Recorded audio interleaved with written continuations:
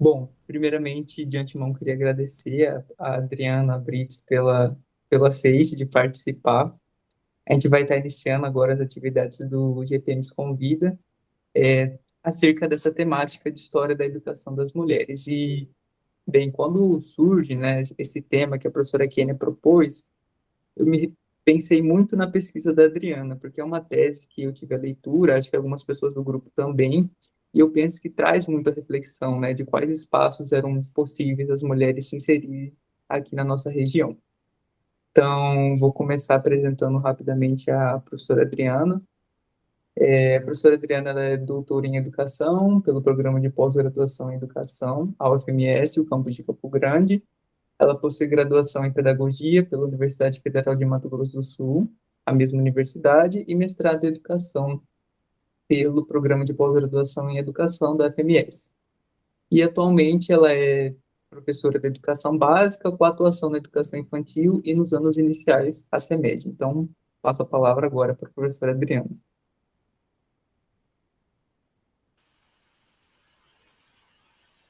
A professora acabou Microfone. de ligar. Agora sim. É um prazer estar aqui conversando, ter essa conversa com vocês sobre trajetória de pesquisa, principalmente porque eu tenho muito orgulho de ter realizado uma pesquisa com a trajetória de vida de Olivia Inciso. Não é uma construção do doutorado, mas sim um resultado longo de pesquisa desde a graduação.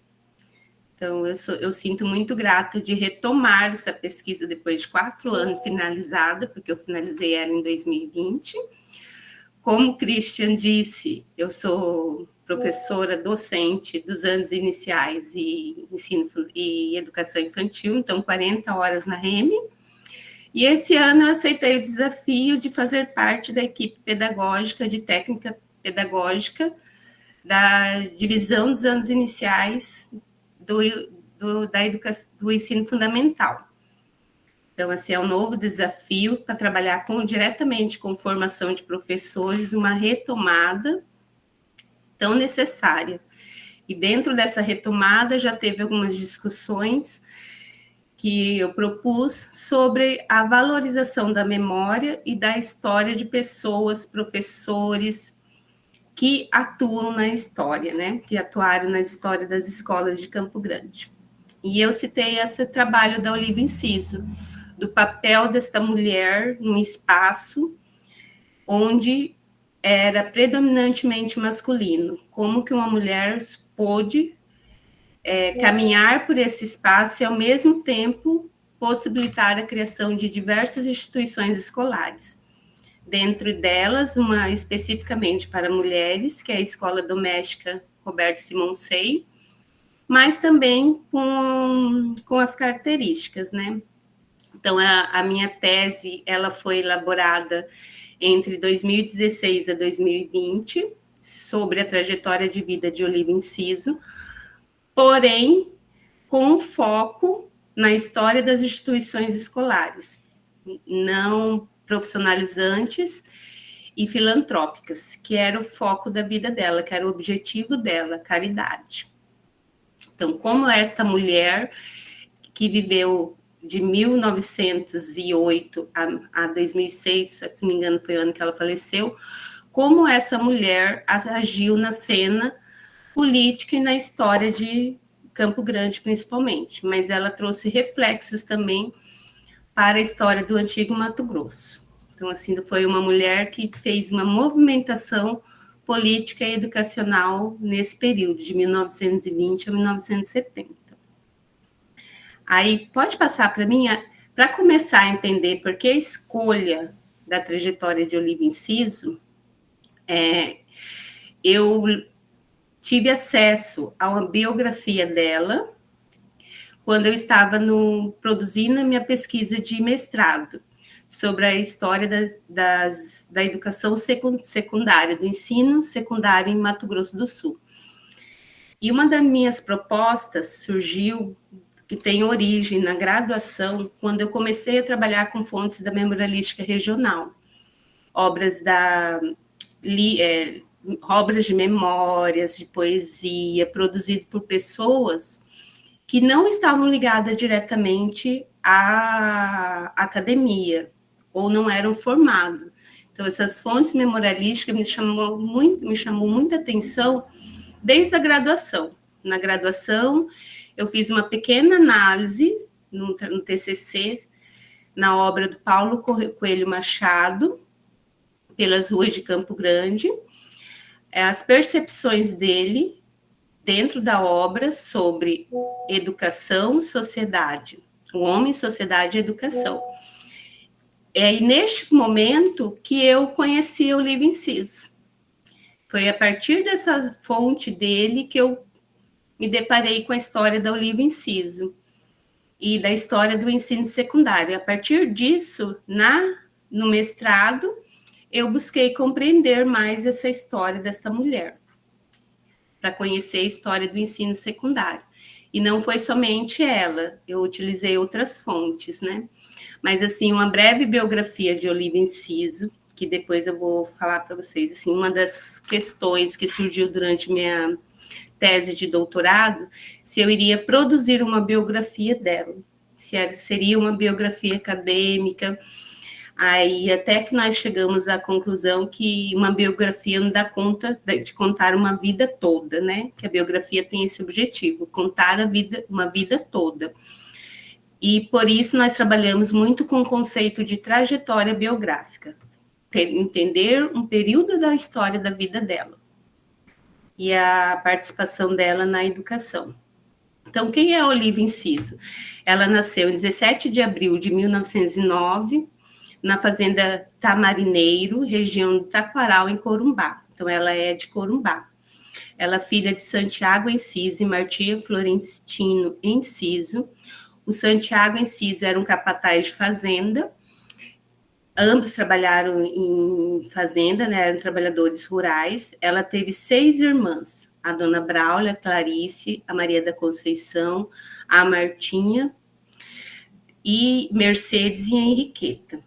Nesse contexto de educação feminina, quando a família percebeu que era necessário já ter uma melhor escolarização para as filhas, eles depois do falecimento do pai, uma das filhas já tinha vindo morar com a mais velha aqui em Campo Grande e começar a se interessar por estudar.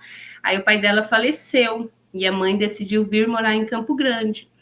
E aí que começou a trajetória dela, porque a Olívia Inciso foi uma criança que não gostava de estudar.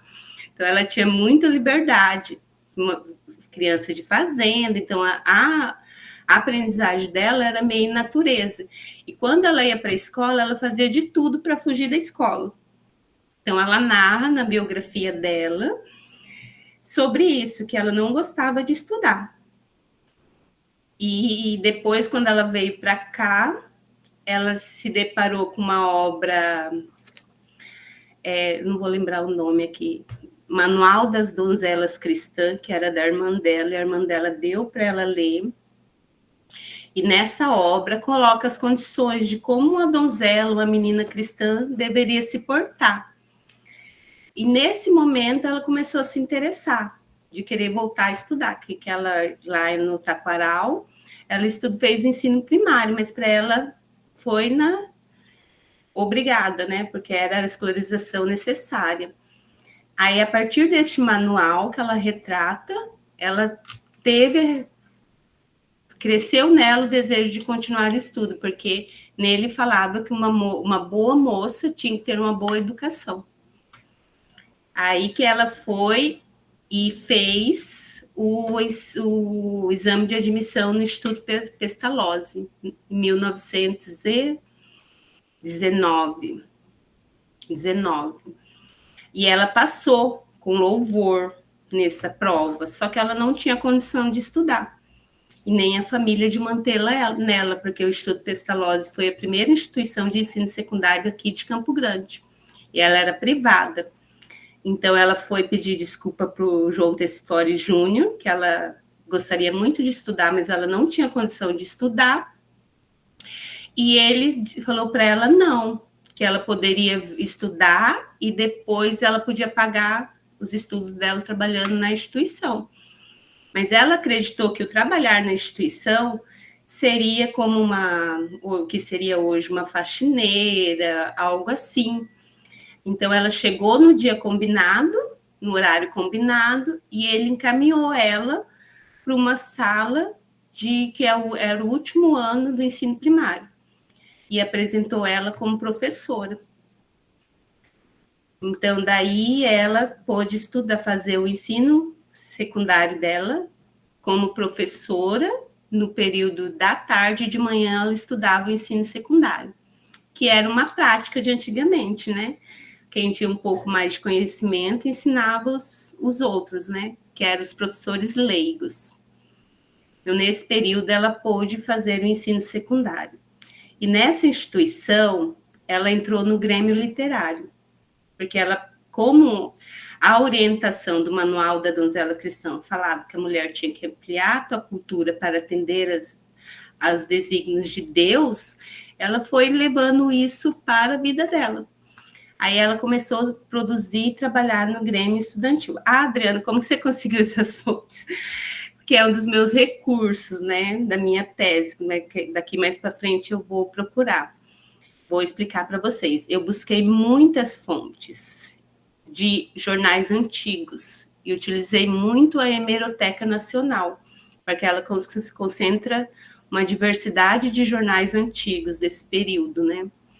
Aí eu fui localizando fonte por fonte até eu localizar. Eu localizei cerca mais ou menos de umas 300 a 400 notícias sobre a Olivia Inciso e sobre a família dela. Então, eu fiz um retrocesso sobre a família dela, a origem da família dela também, para entender essa trajetória, que no início eu queria produzir uma biografia, e depois, na qualificação, que veio essa discussão, que a biografia não dá conta de contar uma história de uma vida toda. E delimitamos na noção de trajetória, contar uma parte da história de vida dela ligada ao campo educacional, a história das instituições. Então, ela se formou, depois que ela teve acesso ao ensino secundário no Instituto Pestalozzi, que se transformou no Ginásio Municipal de Campo Grande. Ela também se formou no ensino secundário no Ginásio Municipal de Campo Grande, né? Depois ela fez contador e normal no Ginásio Dom Bosco, que inicialmente era o normal era realizado no Ginásio Nossa Senhora Auxiliadora. Então, ela continuou uma formação confessional. E isso influenciou toda a trajetória de vida dela, essa formação de um hábito religioso. Aí, ela atuou como professora leiga de 1925 a 1929, e depois ela foi funcionária pública da prefeitura de 1930 e 1962. Uma curiosidade que eu tive durante a minha tese, com a entrevista com familiares, é que se ela exerceu a docência depois que deixou o Instituto Pestalozzi, porque todo mundo a reconhecia como professora Oliva, e ela não exerceu a docência, mesmo depois de ter realizado normal no Colégio Nossa Senhora Auxiliadora, mas ela foi reconhecida socialmente como professora Oliva por causa da atuação dela no campo educacional de Campo Grande e do antigo Mato Grosso, porque ela influenciou em várias outras instituições desse período histórico, na criação, né? Aí depois ela foi presidente da Sociedade Miguel Couto de 1940 a 2005. A Sociedade Miguel Couto é o projeto de vida dela, foi o projeto de vida dela, de dar educação aos jovens desvalidos. Então, no início começou com o orfanato e ela foi implantando o ensino secundário e o ensino profissional nessa instituição, em parceria com o SENAC e com o SENAI, que ela buscou trazer a instalação para Campo Grande, como o Tomar lá da cá de Bourdieu, ela fez parceria entre a prefeitura, mobilizou parcerias entre a prefeitura e o Senai para instalar as instituições aqui. Em troca, o Senai abriria matrículas e acesso aos alunos dela da Sociedade Miguel Couto.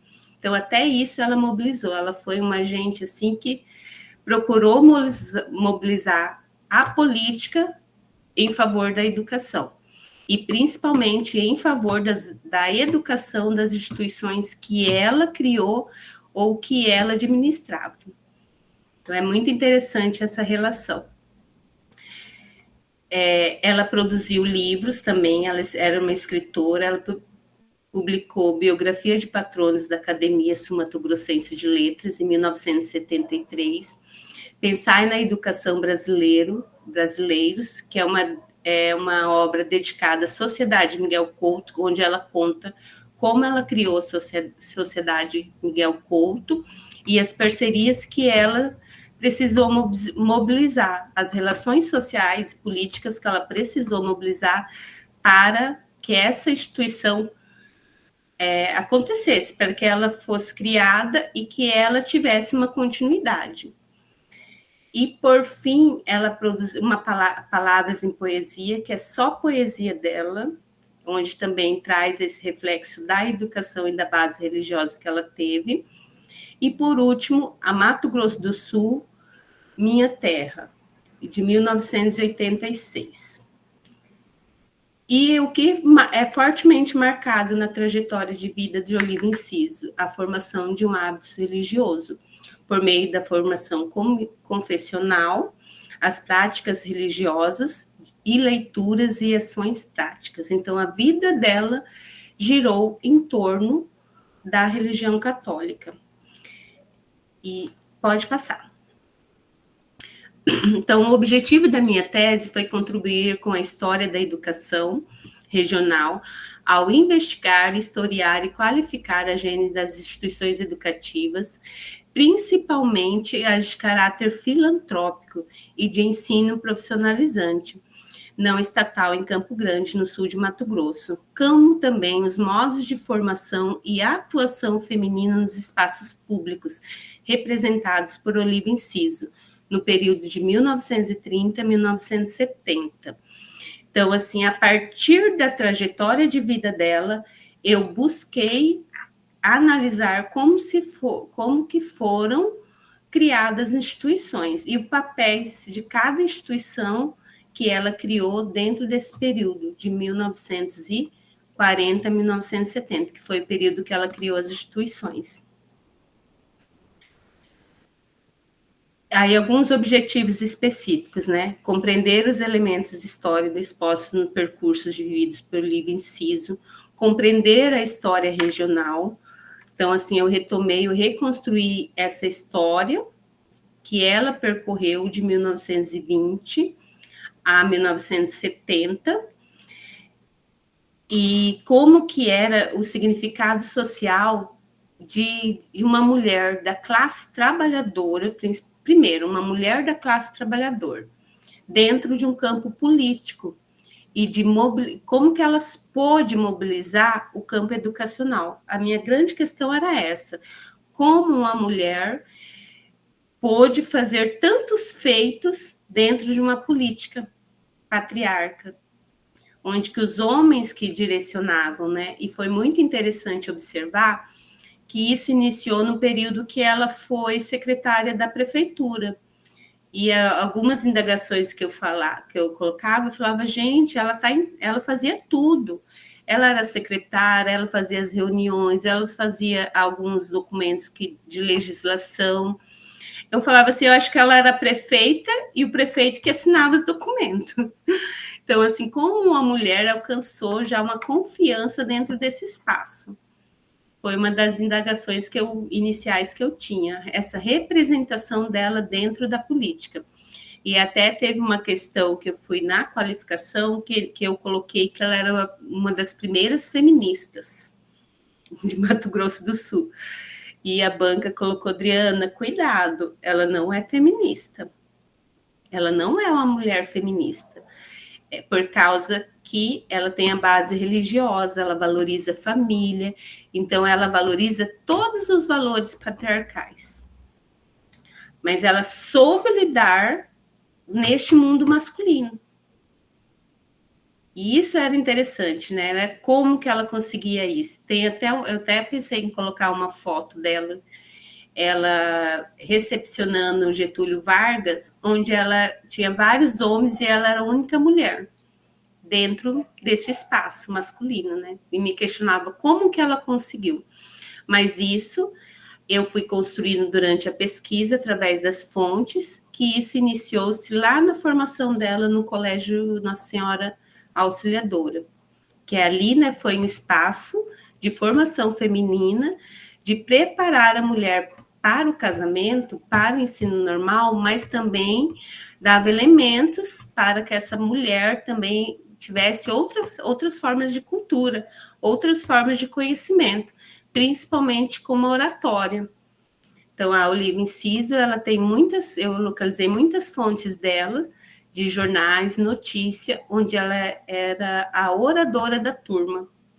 Ela era a representante, a porta-voz autorizado para falar em nome de todos. Então, até isso foi aspectos que eu analisei de como o colégio teve essa participação, dessa formação dela. Então, aí depois o segundo momento foi analisar a agenda das instituições educativas de caráter filantrópico e de ensino profissionalizante não estatal em Campo Grande, que é o caso da Sociedade Miguel Couto e do Senai, porque foi uma das instituições que ela mobilizou o campo da política para trazer para a primeira Sociedade Miguel Couto, que era o ideal de vida dela, como ela mobilizou o campo da política, das verbas públicas, para atender às necessidades da instituição. E como que ela fez os acordos com o poder público para que o Senai se instalasse em Campo Grande. Com um único interesse, fazer com que os alunos dela, da Sociedade Miguel Couto, tivessem acesso à educação, principalmente no SENAC, no Senai. Eu falo uma hora que eu falo Senac, porque ela ajudou a fundar essas outras instituições do Sistema S também. Como que ela soube fazer isso? Em troca que as instituições atendessem os alunos da Sociedade Miguel Couto. Então, ela sempre buscou isso, trazer as instituições profissionais para atender os alunos órfãos da Sociedade Miguel Couto.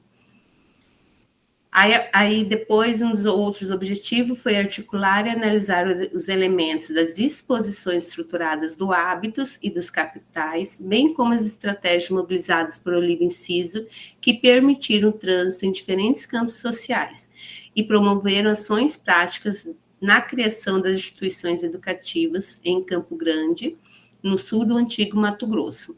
Então, neste momento, eu comecei, porque eu estudo a teoria de Pierre Bourdieu desde 2009, quando eu comecei a minha trajetória de pesquisa participando do GEPA, antes era GPEM, depois GEPASE, onde a professora Jacira foi a coordenadora por mais de 10 anos. Então, assim, como teoria basilar de todo o grupo, eu fui me aprofundando na teoria de Pierre Bourdieu, que tem como foco o hábitos, o campus e os capitais. São as três principais teorias que mobilizam todas as outras noções e conceitos para entender como que foi formado esse hábito religioso dela. Pode passar. Então, o percurso metodológico que eu percorri para construir minha tese, o uso de uma abordagem biográfica, na perspectiva da teoria do sociólogo Pierre Bourdieu, de campos, hábitos, capitais e estratégias. Trabalhei muito com esses 4 conceitos. Delimitei o período em 1930 e 1970, que foi o período de atuação pública dela em cargos públicos. Ela atuou como secretária da prefeitura. Em 1958, ela foi eleita a primeira vereadora de Campo Grande. Em 1962, a primeira deputada estadual de Mato Grosso. Então, assim, ela se movimentou nessa cena política, por isso que a escolha desse período, desse recorte de toda a trajetória de vida dela. e foi o período que ela atuou na criação das instituições também. Depois, como que eu realizei esse trabalho? O levantamento de pesquisas de abordagens biográficas na biblioteca, na BDTD, porque eu estava, assim, na construção da pesquisa, eu estava muito angustiada em escrever uma biografia. Quando a gente pensa em falar de uma história de vida, a gente já pensa no estudo de uma biografia. E até minha qualificação foi a produção de uma biografia científica, porque eu ia analisar, né? Mas depois depois da banca de qualificação, fechamos em trajetória, porque para dar conta de um período da vida dela, e não em todo. Aí abordamos a trajetória. Fiz muito assim, busquei entender como foram produzidos estudos relacionados a biografias e trajetória de vida, para fazer esse panorama, reflexão, o que é uma biografia, o que é uma trajetória, para construir a tese. Depois eu retomei as fontes que eu tinha da memorialística regional, documentos públicos, e selecionei o que se referia à vida da Olívia Inciso, e fui em busca de outras, nos acervos da Arca, do Instituto Histórico Geográfico, da Academia de Letras, do Instituto de Memória da Assembleia Legislativa, acervos privados. Eu tive acesso a familiares da Olívia Inciso, que também me disponibilizaram fontes sobre a vida dela. Tem até uma sobrinha dela, dona Brunilda, ela me fez um relato de como a tia dela falava da vida dela, e ela escreveu tudo que a tia falava, como que foi a vida. E ela me entregou esse relato, né, da trajetória de vida da tia dela. Aí eu realizei a minha principal fonte, que eu acredito que foi o achado, que foi bem esse período de 2020, que a gente já estava na pandemia, né? Mas eu já tinha retomado. Mas quando entrou a pandemia, eu foquei mais no estudo da hemeroteca digital brasileira, porque a gente não podia mais fazer entrevista, ter um cuidado maior. Então, a hemeroteca foi o meu achado, de ter mais fontes sobre o Olívia Inciso. E eu realizei entrevista com 6 participantes da sua vida, das suas relações sociais, que é Marinês, sua sobrinha, a Brunilda, também sobrinha dela, a Noêmia, uma beneficiária da Sociedade Miguel Couto, que foi órfã, viveu na Sociedade Miguel Couto, e quando ela entrou na adolescência, a Olívia Inciso acolheu ela na casa dela. O Heitor, um amigo advogado que ajudou ela na documentação das terras da Sociedade Miguel Couto. O senhor Mário também, ele é amigo da família, trabalhou na Sociedade Miguel Couto, ele ia fazer as cobranças, que antigamente tinha o carnezinho, e ele que ia fazer a cobrança das pessoas que faziam doação para a sociedade. E o Paulo Cabral, que é o sociólogo histórico do Instituto Histórico Geográfico. Então, assim, foi uma pessoa que me abriu os olhos para essa cena, que quando eu falei do feminismo, que ela era feminista, ele falou, não, ela não era uma mulher feminista. Ela era uma mulher conservadora, celibatária, com todo o conservadorismo patriarca. Aí eu falei, mas como assim? Ela falou assim, não, ela respeitava o espaço masculino, ela não fez enfrentamento com os homens, com os políticos, mas ela soube articular as relações dela para beneficiar a sociedade Miguel Couto, principalmente. Porque ela, como uma mulher cristã, ela tinha como desígnio de vida a caridade. E os órfãos, oferecer educação aos órfãos e desvalidos era a forma dela de caridade e dela alcançar um lugar ao céu. Então, este era o estímulo da vida dela, a caridade.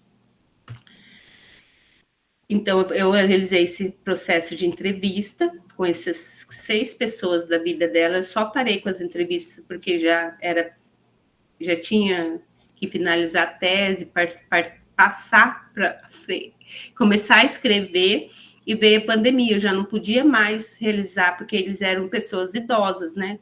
Cerca de 70 anos, 75 anos, que foram pessoas que conviveram com ela. Aí, como eu realizei isso? Eu analisei a partir da triângulo de um recurso que a gente chama triangulação de fontes em 3 perspectivas. Eu analisei o espaço social, os condicionantes familiares do hábito religioso, do capital escolar, social e simbólico, e as estratégias em ações práticas na gênese das instituições escolares. Eu busquei compreender o espaço social que ela viveu, relacionando com os condicionantes da família e a formação dela cultural, a formação dela nas redes do capital simbólico, principalmente, do capital político que ela alcançou, e quais as estratégias que ela mobilizou para criar as instituições aqui, em Campo Grande. Então, busquei realizar essa triangulação de fontes para dialogar e construir a tese. Pode passar. A problemática da pesquisa surgiu lá no mestrado, quando eu fiz a história do ensino secundário, das instituições de ensino secundário em Campo Grande, e a gente, no grupo de estudo, começamos a pesquisar e a discutir que faltava estudos em Campo Grande sobre trajetória de vida de professores. Aí sim surgiu o interesse. Aí a Stephanie Maia veio com a proposta de estudar o Luiz Alexandre, professor Luiz Alexandre de Oliveira, que foi um dos fundadores do Colégio Oswaldo Cruz. E eu falei, não, agora então eu vou me dedicar à história da Olívia Enciso, a trajetória de Olívia Enciso. E assim nós duas construímos duas pesquisas sobre trajetória de vida de professores. A Stephanie, ela buscou compreender a história da Escola Visconde de Cairu, dos japoneses, e eu fui para as instituições não profissionalizantes e a filantrópica que a Olívia Enciso criou, que foi a Sociedade Miguel Couto. E no decorrer da pesquisa, eu fui observando e fui encontrando fonte da mobilização dela na criação de outras instituições. Aí ela foi responsável por criar a Sociedade Miguel Couto, dar origem à PAI. Ela mobilizou a criação da PAI, trouxe para a cidade o Sistema S, com o SENAC e o SENAI. E agora não vou lembrar o outro, está faltando mais. Então, assim, instituições necessárias nesse período de urbanização da cidade de Campo Grande, que carecia. A Campo Grande foi aumentando muito, e as pessoas não tinham uma formação profissional pública. Então, ela trouxe essa mobilização de oferecer um ensino público para as classes trabalhadoras. Aí, a narrativa da trajetória de vida da Olívia Enciso, no campo histórico de Campo Grande, apontou elementos sobre a gênese dessas instituições, no entrelace de protagonismo de uma mulher oriunda da classe trabalhadora que soube mobilizar os hábitos religiosos, capitais e estratégias simbólicas, individual e coletiva. Quando eu coloco estratégias individuais e coletiva, que ela tinha as estratégias individuais dela de interesse, mas ela mobilizava as estratégias coletiva, mostrando que a instituição que era criada ia atender o coletivo, as necessidades da sociedade, mas por trás ela colocava condições que sempre teria algum aluno da sociedade, 5 estudantes que teriam acesso à instituição em troca das condições que a prefeitura oferecia para a instalação principalmente do SENAI aqui, que foi do SENAI e do SENAC. Então, ela fez essas estratégias para poder oferecer uma educação profissional para os jovens, crianças, adolescentes e jovens, né, da Sociedade Miguel Couto. Localizei muito documento que tratava dessas estratégias, desses interesses dela, tanto individual quanto coletivo, sempre justificando. A cidade está crescendo e precisa de qualificação profissional para os jovens, para atender essas condições econômicas e políticas que estavam se abrindo. Aí surgiu várias questões, né? Principalmente o que as fontes memorialísticas diziam, porque eu busquei fontes, mantive o meu interesse por analisar fontes memorialísticas produzidas.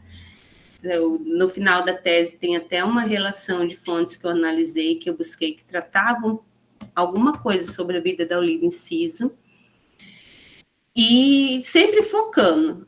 No início eu vinha, vou contar a história de vida da Olívia Inciso, a trajetória de vida da Olívia Inciso. E depois, quando eu volto da qualificação, na qualificação o pessoal chegou e fez uma pergunta direta para mim. Adriana, qual é o interesse da história de vida, da trajetória de vida da Olívia Inciso para um programa de educação? Porque eu vim narrando a trajetória de vida dela desde o nascimento, antes do nascimento dela, quando a família se instalou, que eu consegui localizar fontes sobre a instalação deles em Corumbá, até o falecimento dela. Aí a banca falou, qual é o interesse da trajetória de vida dela? O que tem de importante nessa vida que vai ser relevante para um programa de educação? Aí eu falei, gente... Aí eles falaram assim, o olhar, você tem que virar o olhar. Você está construindo a história das instituições a partir da relação de uma trajetória de vida. Aí sim você vai contribuir com a história da educação. Se eu contar uma história de uma pessoa, sem fazer essa relação com a história da educação, ela acaba porque é o objetivo, né? Você contar a história das instituições ou da educação dentro de um programa de educação. E eu não tinha observado isso, né? Foi a banca que me direcionou para esse pensamento. A partir de uma história de vida, analisar as instituições escolares. Qual a função dela, quais foram as finalidades, os objetivos, como que ela foi importante naquele período. Aí sim que eu retomei. As instituições que ela criou, dentro de uma lógica de uma cidade urbano-cidadina, né? Qual foi a importância da Sociedade Miguel Couto? Dentro da década de 1940. Porque não tinha lugar para abrigar a maioria dos jovens, que a cidade estava em crescimento, mas tinha muita criança que eram órfãos, que eram desvalidas e ficavam na rua. E ela, olhando aquilo pelo objetivo da caridade, mas por interesse público, observou que se fazia necessário criar uma instituição para que essas crianças não ficassem na rua. Então, aí foi a origem do interesse dela pela criação da Sociedade Miguel Couto.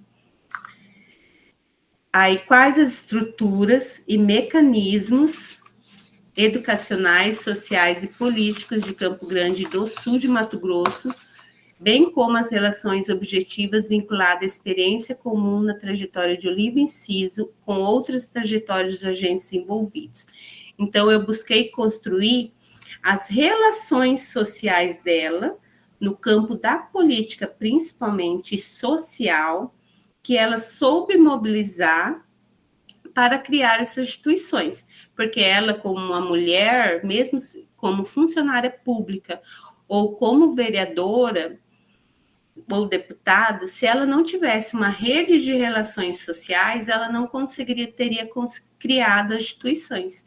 Então, ela soube mobilizar essas relações sociais, construída principalmente no período que ela foi aluna do Colégio Nossa Senhora Auxiliadora, onde ela teve acesso às filhas dos agropecuaristas e políticos da época.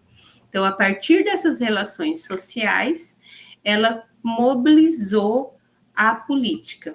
Então, assim, ela é muito amiga das famílias, dos políticos, e assim ela foi se aproximando. A entrada dela como secretária da Prefeitura Municipal foi uma dessas relações. Eduardo Olímpio Machado convidou ela através de um pedido de um tio dela, para ela ser secretária. Né? E ela teve um avanço muito grande, porque ela também prestou vestibular na época para o curso de medicina na Praia Vermelha, no Rio de Janeiro. E ela foi para lá, mas eu acredito, assim, tem alguns relatos que ela não se adaptou ao curso de medicina, porque ela queria fazer caridade, né? E ela voltou, ela ficou um ano, fez medicina no Rio de Janeiro e voltou. Quando ela volta, a mãe dela fala: o que você vai fazer? Você precisa trabalhar. Não tenho mais como te sustentar. Isso porque ela trabalhava, né? Aí ela foi, um tio dela, não é tio, é irmã, esposo da irmã mais velha dela, conseguiu esse emprego na prefeitura como secretária. Aí que ela foi como secretária e pela experiência, pela cultura que ela tinha, pela organização, porque ela seguiu sempre o manual da Donzela Cristã, falando sobre isso. E tem outra obra do Madden, que foi um livro que eu consegui comprar de 1927, foi assim, acho que 1932, é a edição que eu tenho, que fala também da importância de se ter uma organização no trabalho. E é uma fala que ela escreve no livro dela, Sede Perfeito em Tudo. Então, ela sempre buscou a perfeição em tudo que ela fazia.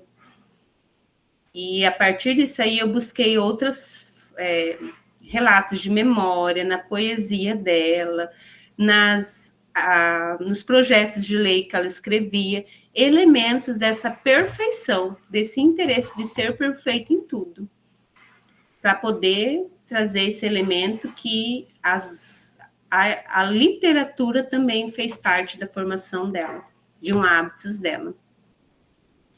Pode passar. Aí também aí eu trago quais são os percursos vividos dela como aluna, professora e representante política, que deu o significado social de uma mulher da classe trabalhadora no campo da política e na mobilização do campo educacional. Por exemplo, como aluna, no Auxiliadora, eu consegui localizar fontes do interesse dela pela educação, pela prática, por estudar, por ser professora, e como isso foi se tornando um capital simbólico para ela, porque ela, em todas as festividades que tinha na instituição, eu localizei informações, algumas notícias de jornais, onde que ela era oradora, ela era representante, sempre dita, a melhor aluna, senhorinha Olivia Inciso, uma grande menina ligada à cultura, trazendo palavras que exaltassem esse interesse dela pelo estudo. Então, ela foi se colocando como uma representante, ali foi se constituindo o capital simbólico dela. E depois, como professora, o que me indagava? Ela não atuou como professora, ela estudou durante os 4 anos, ela foi professora leiga. Depois ela fez o ensino normal, mas ela não atuou mais. E o que me indagava, por que esse rótulo de professora dado a ela? Algumas fontes me indicaram que esse capital simbólico dela como professora foram os alunos que ela teve no ensino primário, que foi reconhecendo ela sempre como professora, por respeito, né? Ela foi minha professora, a professora Olivia Inciso. Então, assim, ela constituiu esse capital simbólico de reconhecimento de ser professora sem ter atuado depois que se formou, dado a sua atuação lá no ensino primário.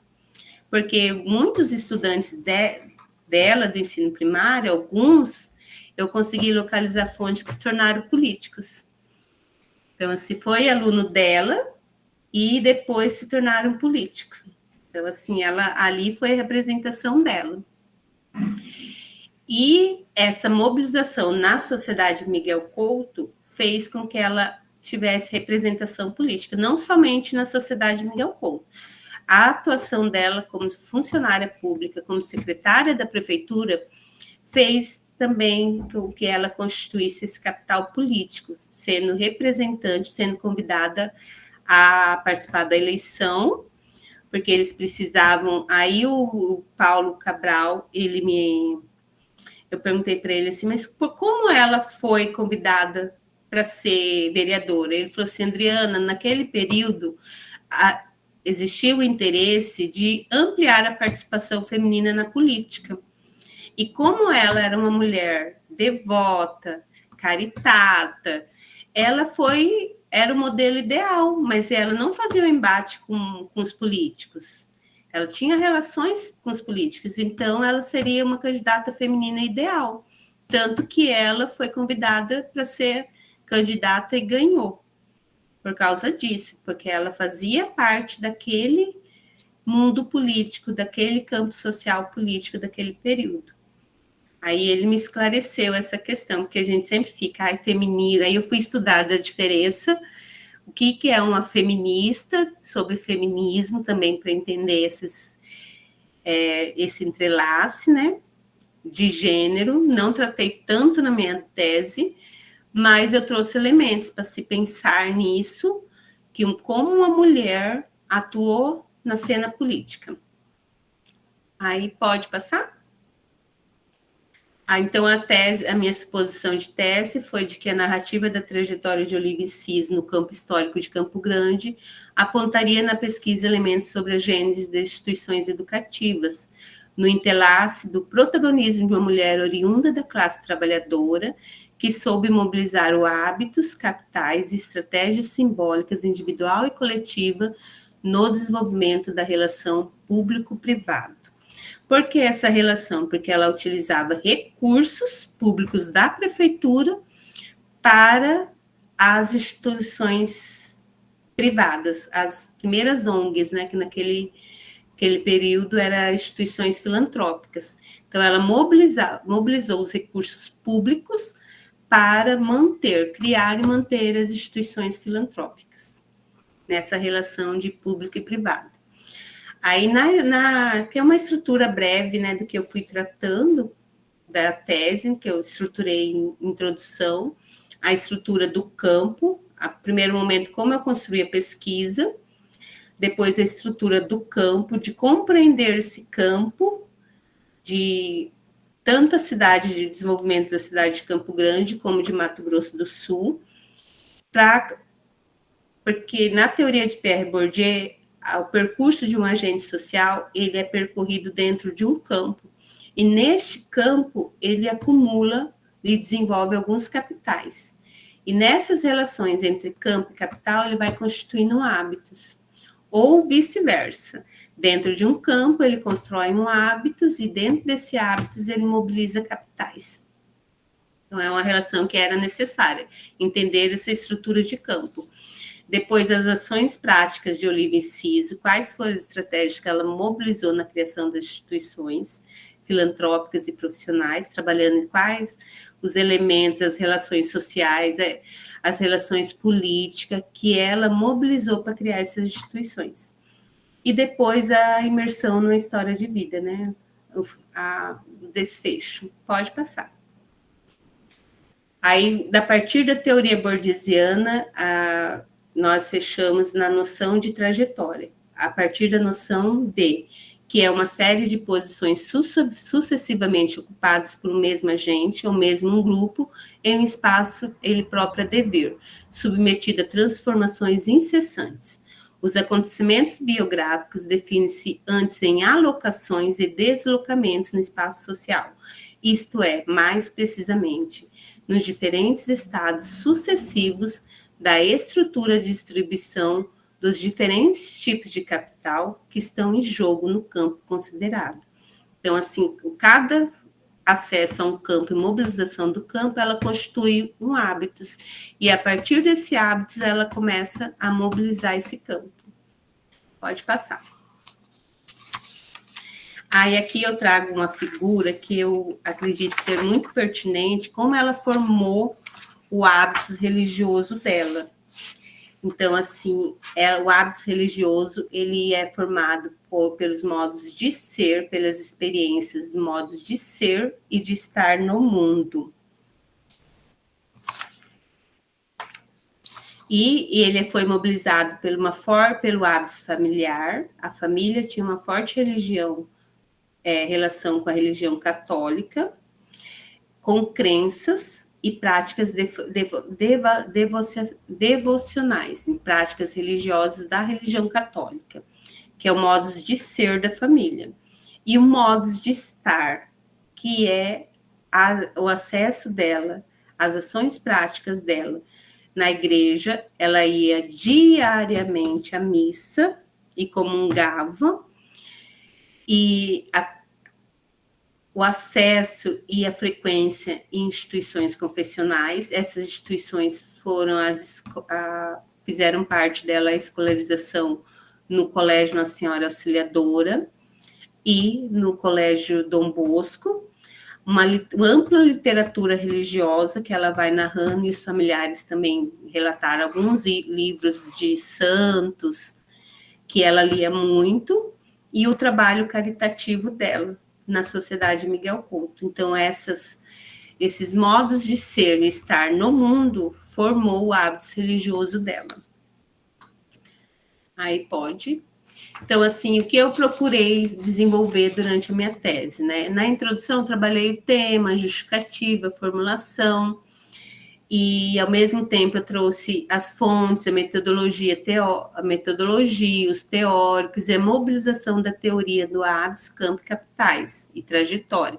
Cada vez que a gente lê uma teoria, a gente aprende mais sobre ela. Então, assim, foi um processo longo, entender a teoria de Pierre Bourdieu e depois mobilizar ela dentro de um estudo. Então, não é uma trajetória fácil de pesquisa. É um trabalho que eu comecei em 2009 e finalizei agora em 2020 com a tese, né? E mesmo assim, cada vez que eu leio Bourdieu, eu coloco assim, eu preciso aprender mais.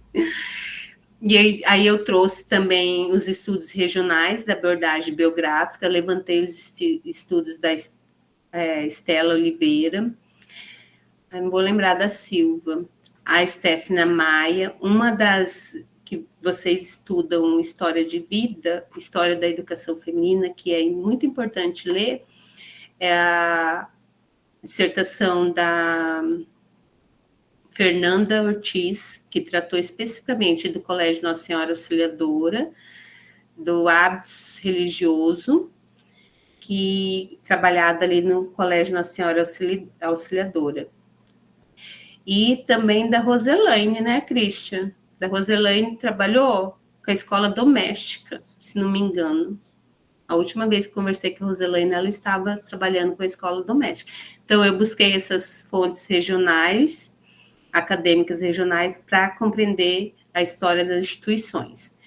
E depois eu fiz um percurso empírico, né, um levantamento de fontes e acervos e entrevistas, para construir a minha pesquisa.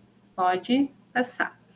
E eu procurei delimitar, no segundo momento, entender esse campo histórico, no segundo capítulo, entender o papel de Campo Grande na materialidade, na racionalidade das lutas políticas, que Campo Grande fez parte de uma luta política entre o Mato Grosso, entre Cuiabá e Campo Grande havia muita divergência, e como esses campos educacional, os elementos da organização do campo educacional e de assistência social. E depois, por fim, na quarta parte, como que trazer essa trajetória de vida da Olivia Inciso, uma professora leiga, a sua formação educacional e feminina, as instituições escolares, a mobilização desse capital, como que ela foi se construindo dentro desse contexto de Campo Grande de 1920 e 1970. Aí, terceira parte da tese, pode passar, eu trago sobre a criação das principais instituições dela, que foi a Sociedade Miguel Couto, a instituição da vida dela, como que, com a educação e proteção de criança, as estratégias de interesse pessoal e coletivo nessa relação de público e privado.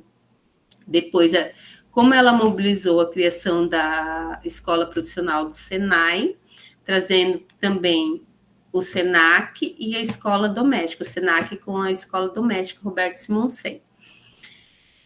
A Instituição Educativa Profissional, que é a Escola Doméstica, e depois a PAI, a Organização da Educação Inclusiva em Campo Grande. Então, ela mobilizou essas 4 principais instituições que estão presentes ainda na nossa sociedade, tirando a Sociedade Miguel Couto, que por interesse da família, ela foi aos poucos sendo desativada, né? Mas tem muita coisa lá.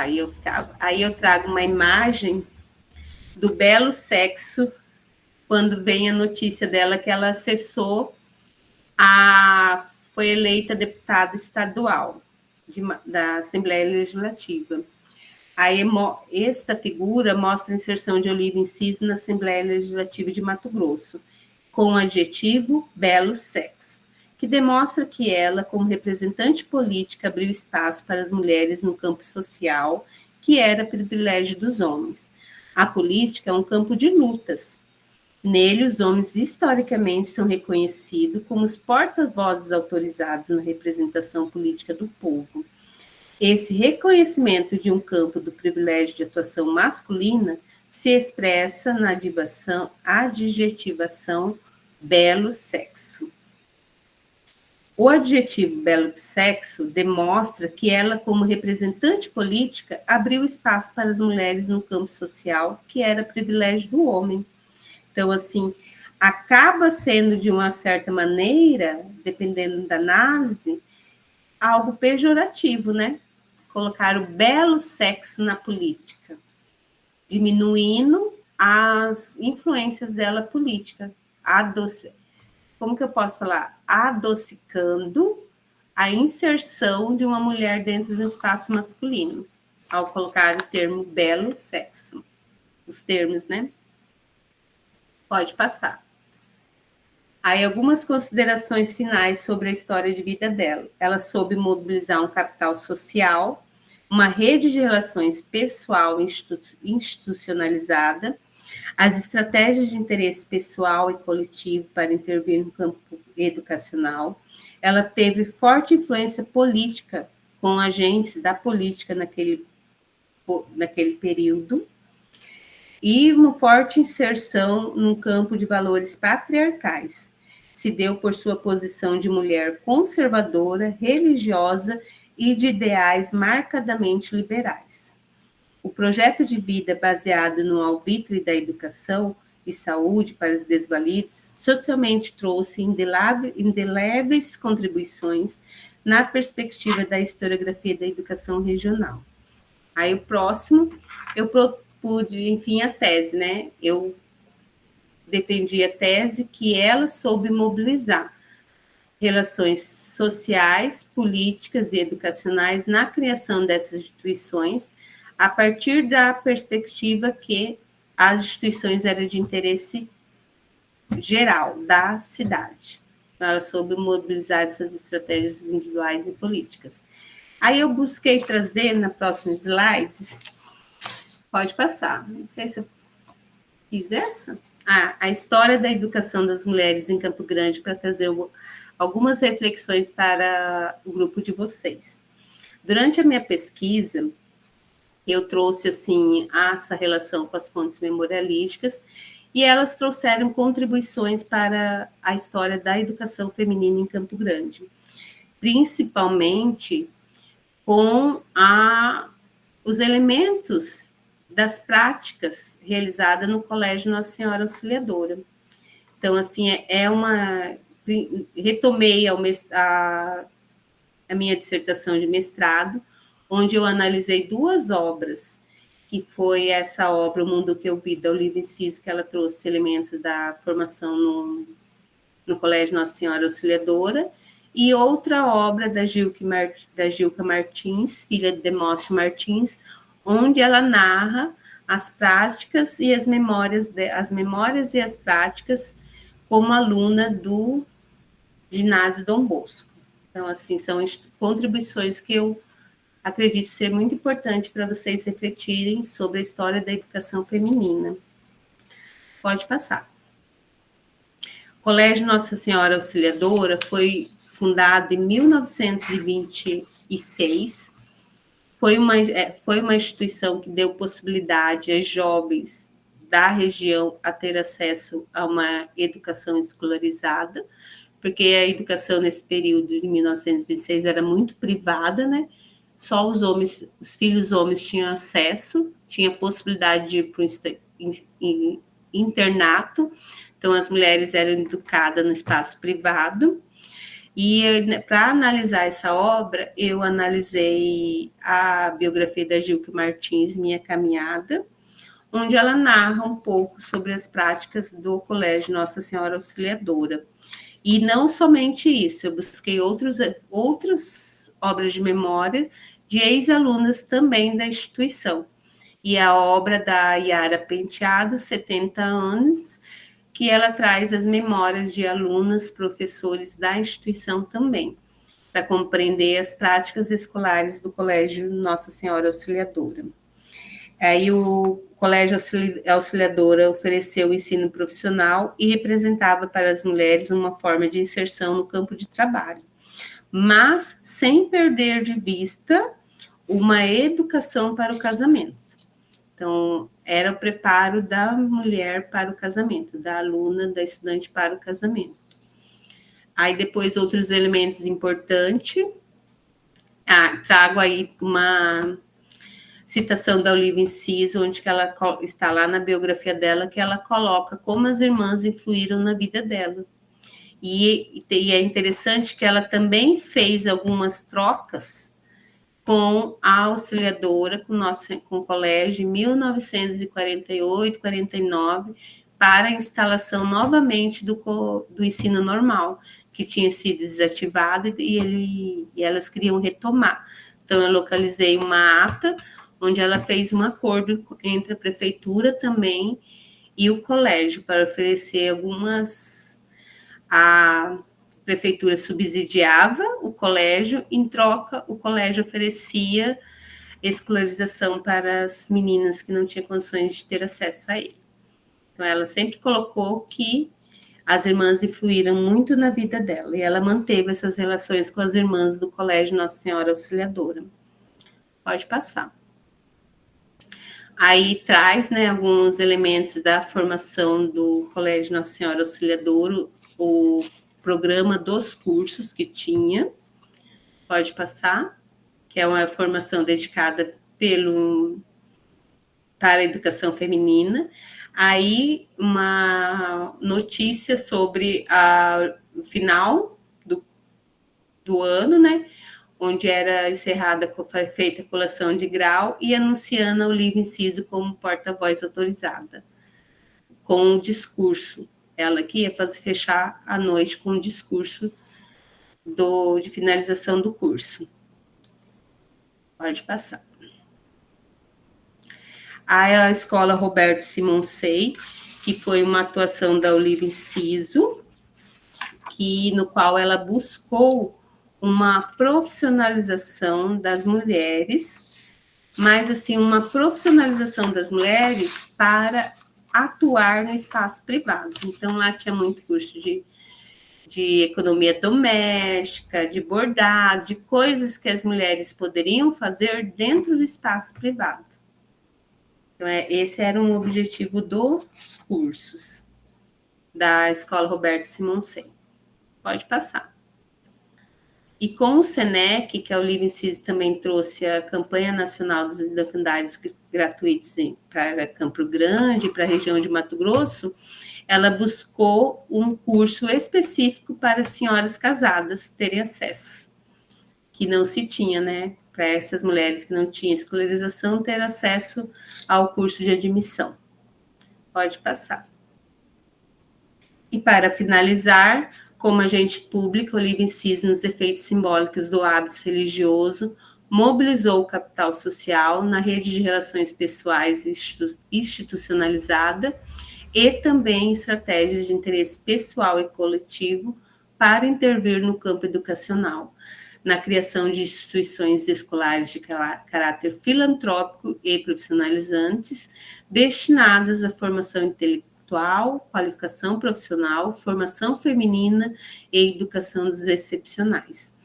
Olivia Enciso transgrediu a sua condição de mulher, afinal foi uma mulher que saiu do espaço privado e na esfera pública inaugurou um movimento de inserção feminina no campo da política. Essa inserção no campo, com valores patriarcais, se deu por sua posição de mulher conservadora, religiosa e de ideais marcadamente liberais. Pode passar? Aí eu trago uma citação do Pierre Bourdieu sobre a escola.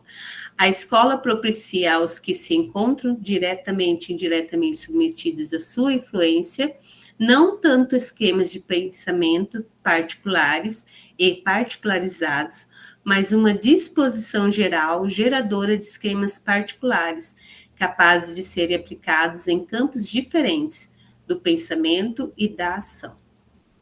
Aí é isso. Algumas referências que eu estudei, né, principalmente para muita teoria, muitos textos do Pierre Bourdieu, e depois alguns livros sobre essa condição feminina nos espaços sociais, questões de gênero, e também sobre história da educação. A gente retoma muito isso, né, para tratar das instituições escolares, tratar a história da educação, porque cada instituição teve uma finalidade, um objetivo, em cada período histórico. Então, é isso, pessoal.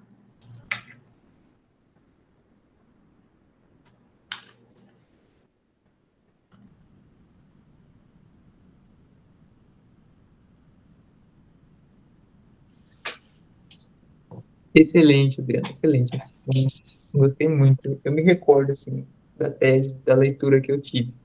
Em uma disciplina obrigatória da professora Jacira, a gente leu a tese, e eu me lembro de alguns debates, assim. Mas o que me chama a atenção é essa questão de como a gente tem que falar da história das mulheres de uma forma plural, né?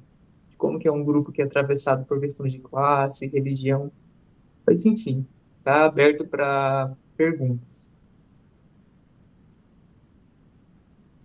Acho que a gente poderia fazer num bloco de 3, professora Kênia. Posso me adiantar enquanto as outras duas se manifestam?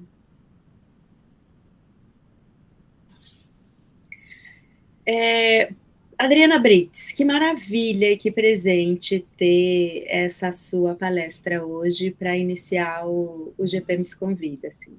Um presente, de fato.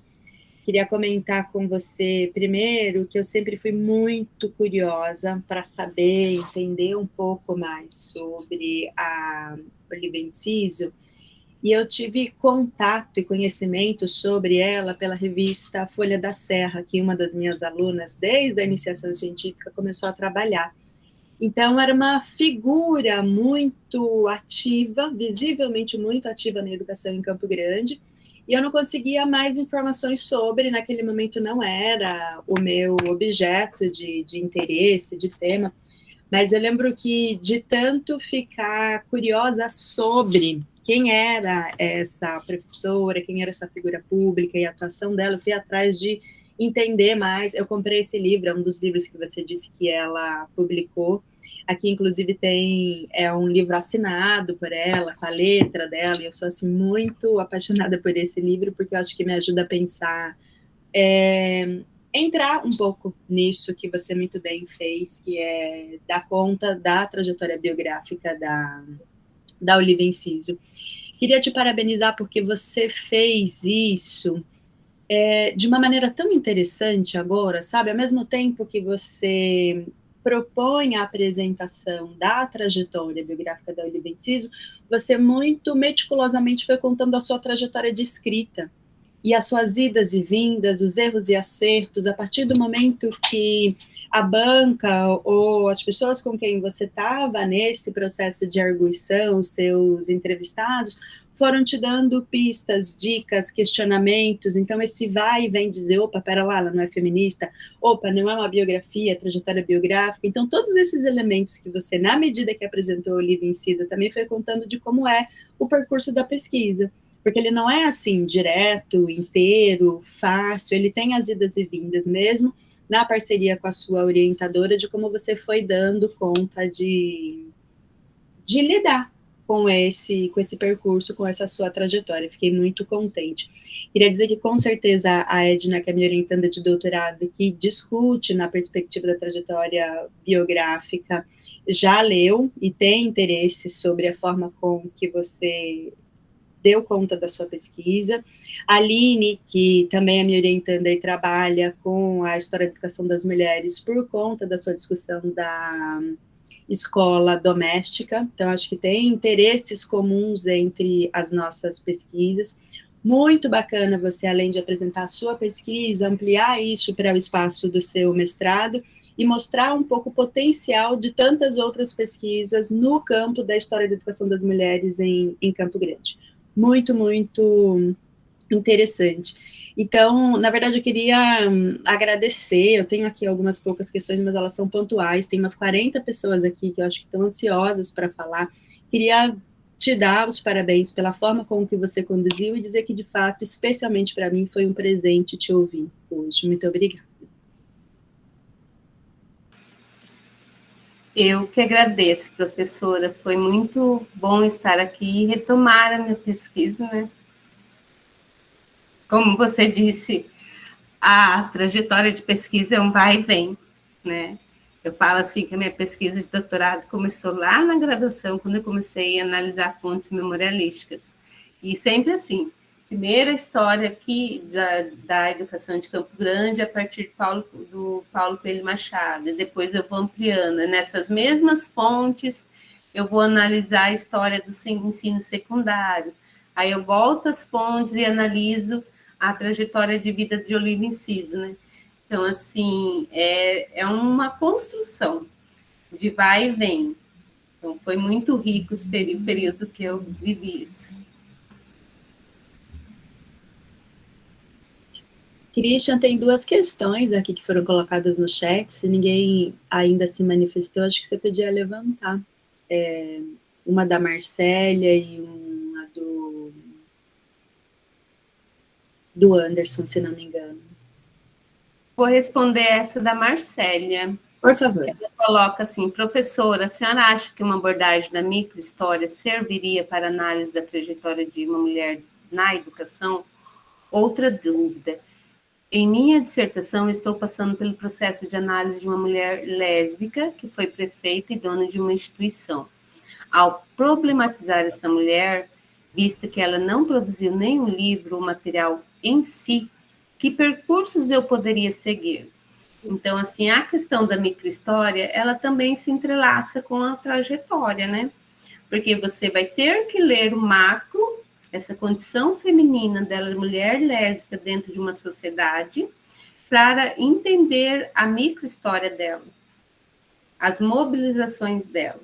Mas como ela não produziu nada de si, o que eu acho impossível, né? Porque ela teve uma instituição, ela produziu documentos dentro da instituição, com certeza deve ter notícias de jornais dela sobre a instituição, usou o olhar do outro sobre ela, daí seria interessante trazer até uma, talvez, entrevista para entender a importância dela dentro dessa história.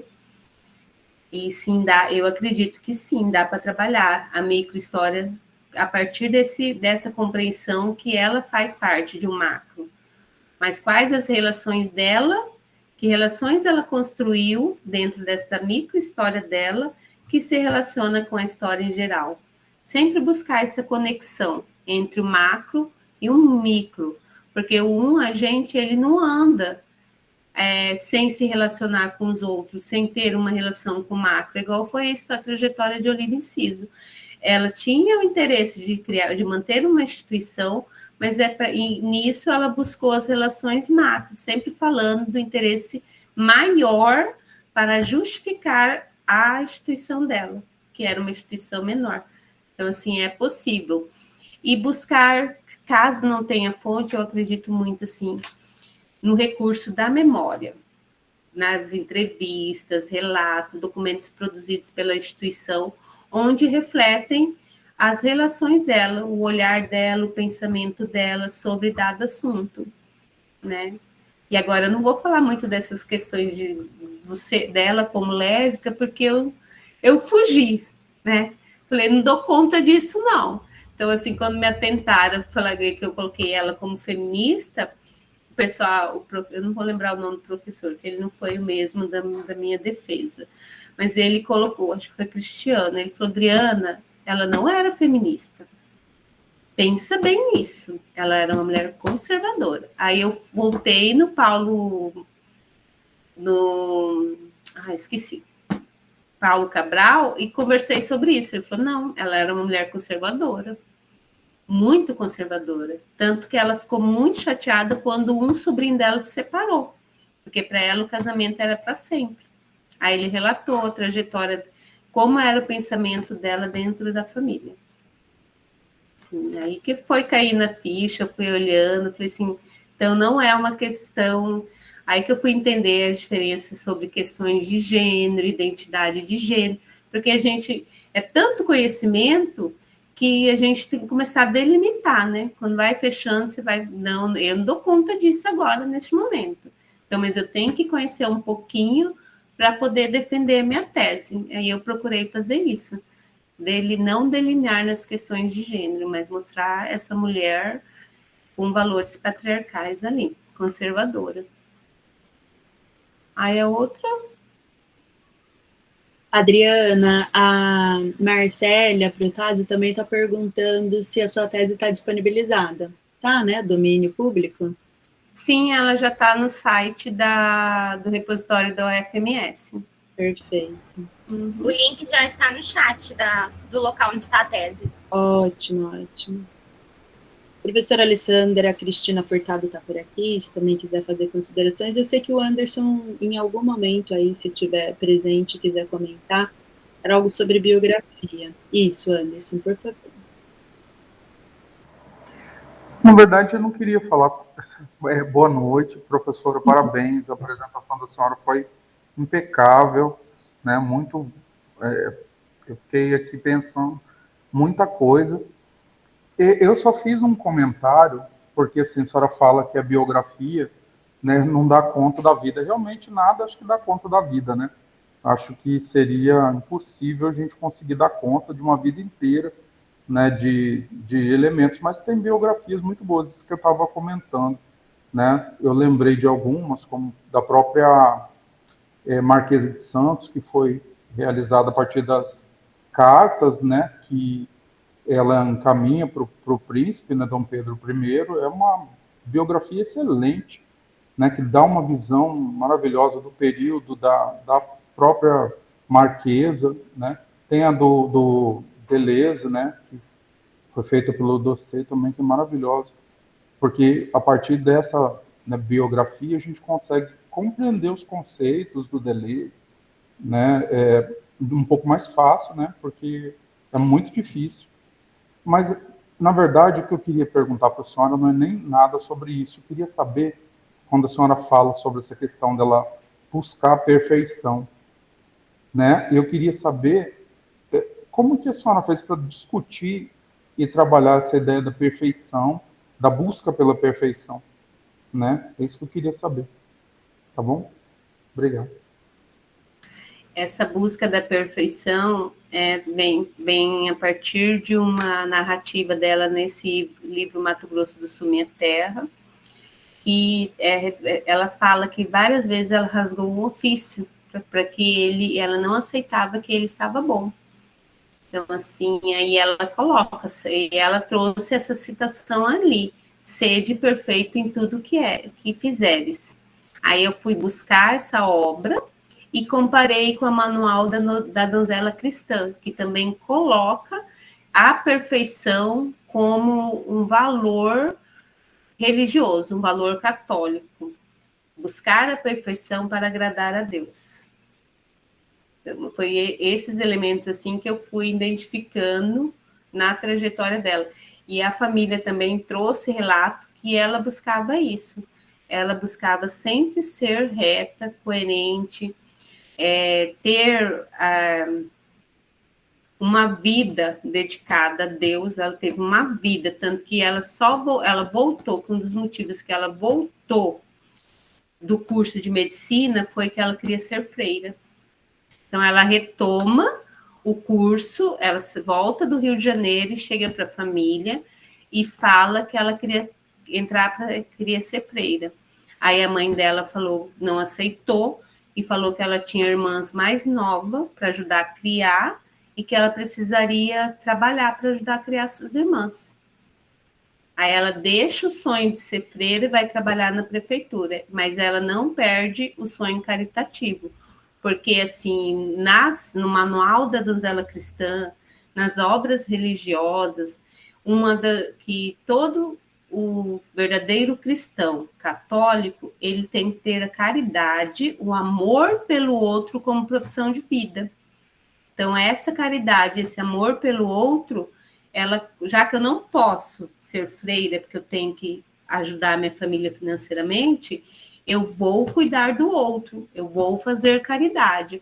Então, ela, nos relatos, aponta isso, a caridade como um altruísmo da vida dela. Então, assim, é um valor católico, da religião católica, uma perfeição, o perfeito, que foi comparado até... Porque a obra do Madden, ele não é de uma visão católica, não é de uma religião católica, mas ele é de um período histórico onde a sociedade norte-americana buscava a formação profissional de pessoas para atuar no capitalismo. Então, ela assim, comparar essas duas obras foi muito interessante. O Manual da Donzela Cristã com as obras de Madden e essa relação em busca do capitalismo. Como que ela também trouxe esses valores aí no entrelace da religião católica. Foi muito interessante. Engraçado, né? Assim, eu fiquei pensando mesmo, porque assim, se a gente for pensar, né? Principalmente porque eu sou católico, né? De uma família católica, e assim, essa coisa de que perfeito é somente Deus. Como é que eu consigo, né? Poderei conseguir ser perfeito? Essa discussão, né? Um pouco, eu não sei, mas eu achei muito interessante, eu agradeço. Obrigado.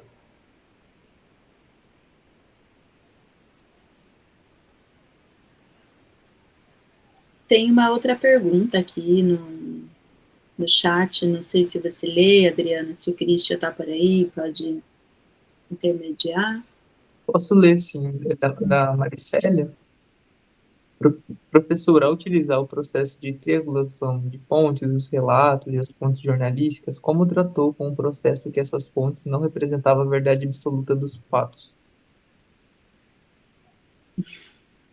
Acredito que isso que é a função da triangulação de fonte, porque a memória, ela é seletiva, né?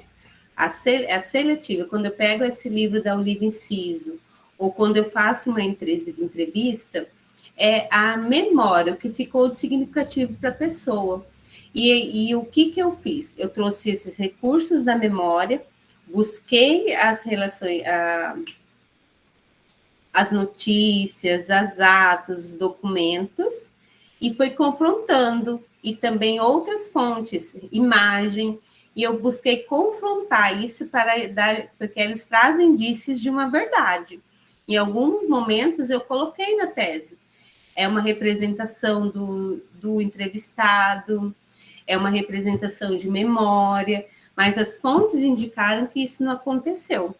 Então, assim, o que eu observei? Eu precisei fazer essa comparação, a fala de um com as fontes que eu localizei. E eu busquei isso para falar se era verdade ou não, se era real ou não, ou se foi... Porque, assim, o que eu observei, principalmente nas memórias das sobrinhas do Eduardo Enciso, que é sobrinho da Olivia Enciso, que ficou como o responsável por cuidar da sociedade, Miguel Couto. Ele viveu pouco com a tia dele. As memórias, que assim, conviveu com ela pouco, ele até que bastante, porque ele levava ela para cima e para baixo, ela já estava idosa, ele era tipo motorista dela. Sim, então ele acompanhou ela, mas já na idade, mais 70 anos, quando ela já não atuava mais na política. Mas ele escutou as memórias dela e dos outros. E ele trouxe essas representações da história de vida dela contada pelo outro, que às vezes não era verdade ou não. Então, assim, eu pude fazer essa comparação. A triangulação de fonte, o interessante dela é isso, é eu poder comparar informações, a mesma informações em diferentes fontes e poder analisar se foi real, se aconteceu ou não, né? Quando não aconteceu, dar os indícios do que realmente aconteceu. Então, é interessante essa triangulação e é uma metodologia utilizada pelos professores que publicam história de vida de professores, eu não vou lembrar o nome, porque eu sou péssima de guardar nome assim, mas do Rio Grande do Sul, eu não lembro o nome, eu sei que eu tenho um livro daqui, mas eu não vou lembrar o nome, educadores não vou achar aqui agora, mas assim, é um livro muito bacana que trata sobre história de vida de educadores do Rio Grande do Sul, onde os pesquisadores trabalharam com triangulação de fonte. Abraão, Maria, alguma coisa Abraão. Não vou lembrar o nome, mas ela produz muito estudo sobre história de vida de professores e educadores do Rio Grande do Sul.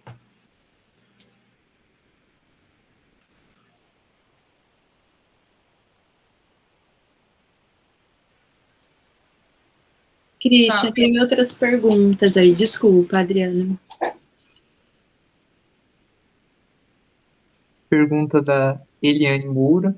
Adriana, obrigado pela visão na pesquisa e como você trouxe o percurso dela, foi muito interessante. A minha pergunta seria: quais são as principais contribuições de Olívia Enciso para o debate sobre as políticas educacionais no Brasil, especialmente no que se refere à relação entre o Estado e a gestão da educação, dentro da perspectiva de sua tese na visão da caridade de Olívia Enciso?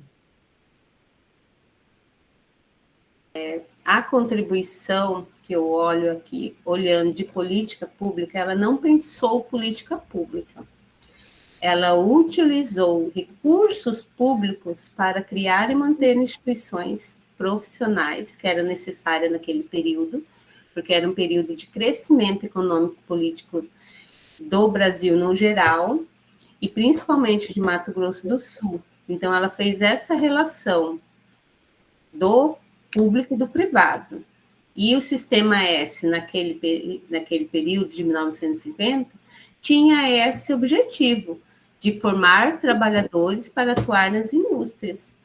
E é o pensamento dela que Campo Grande se tornaria um polo industrial, né, fortemente marcado pela política de vir muitos fazendeiros, de virem para cá os paulistas, os militares, e o oferecimento da prefeitura de terrenos para as grandes empresas se instalarem. Então, tinha esse projeto aqui, em Campo Grande, de se tornar uma cidade urbana, porque antes era uma cidade urbana, mais para o interior do Mato Grosso, tratar Campo Grande como interior, uma cidade do interior de Mato Grosso, mas com condições econômicas, dado essa mudança de população, né? Tanto a políticos, os militares, os agropecuaristas, começaram a movimentar esse espaço da região sul e foi tendo esse interesse. Então, a Olívia Enciso não pensou políticas públicas para a educação.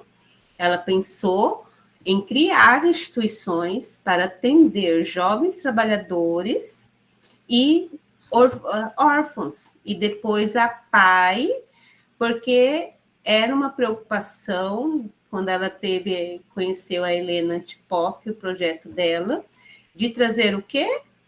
Uma formação profissional para os excepcionais, que era o objetivo das instituições da Helena Tipoff lá em Minas Gerais. Então, sempre atendendo o interesse de uma classe trabalhadora, de uma sociedade que estava em crescimento. Então, assim, pensar em políticas públicas, eu até pensei já, que ela teve um momento, ela fez política pública. Não, ela não pensava nisso, ela buscava interesse, mas interesse do quê? Sempre ligado a questão da caridade. Então, assim, relacionar a atuação dela de 1920 a 1970 e olhar a partir do hoje é perigoso. Eu tenho que entender aquele período histórico, as políticas daquele período histórico, para entender aquele período histórico. Né? São momentos diferentes. É isso. Obrigada, Adriana. Eu vou aproveitar, porque essa questão que você acaba de responder me suscitou uma outra, que eu acho que essa talvez valesse a pena. Considerando que o seu recorte temporal para a trajetória biográfica da Olivia Inciso, você fala 1920, 30 até 1970, o que significa que o final desse seu recorte temporal inclui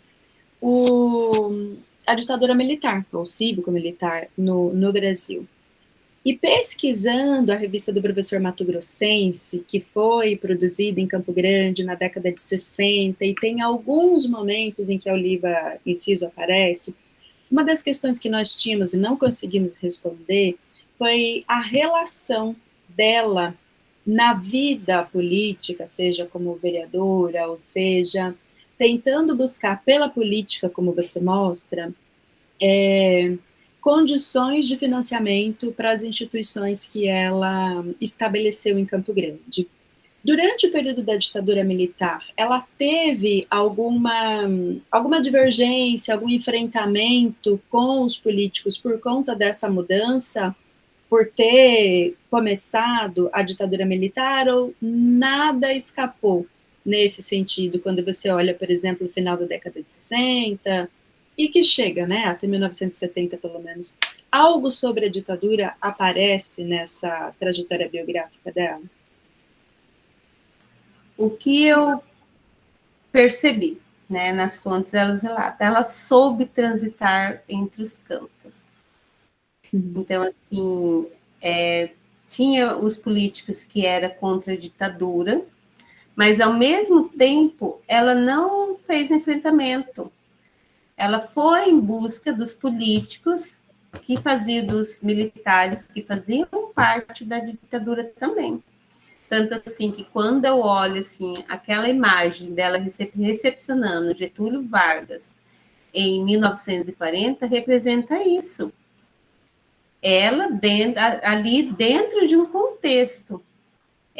Quem levou ela para a prefeitura e apoiou muito ela foi o Eduardo Olimpo, que fez enfrentamento para fazer o primeiro processo, que foi o pai do Paulo Coelho Machado, que tentou o primeiro movimento da divisão de Mato Grosso.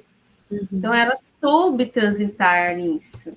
E ela soube como? Pela figura dela de quase freira, de uma mulher caridade, de fazer caridade.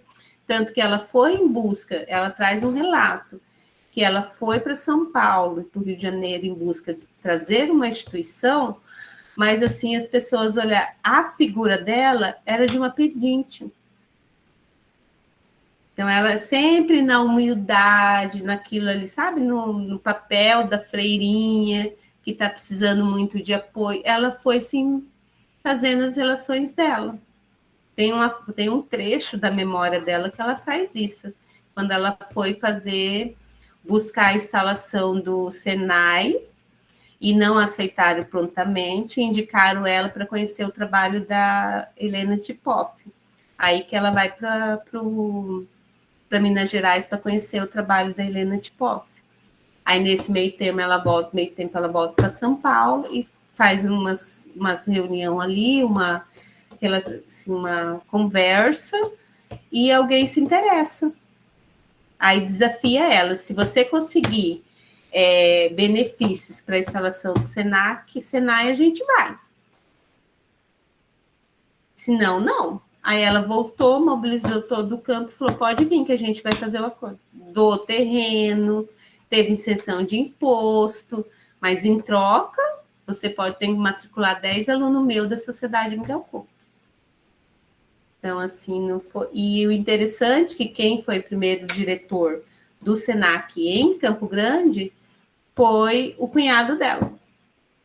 E ela relata que ela não teve nada a ver com isso. A escolha foi do pessoal que veio fazer as entrevistas. Mas foi uma coincidência que o cunhado dela tomou conta do Senac quase 20 anos, do Senai quase 20 anos. Então, assim, é um encantamento, assim, que a gente sabe, né? Que teve ali uma conversa, um joguinho ali, que ela conseguiu isso. É interessante perceber essas relações. É que ela soube, ela não fez enfrentamento, em nenhum momento ela coloca que ela fez enfrentamento. A única situação de enfrentamento foi quando surgiu a criação da Universidade Federal, porque eles não queriam que ela fosse fundada. Então, ela mobilizou muito corridamente para que fosse votado a criação da Universidade Federal.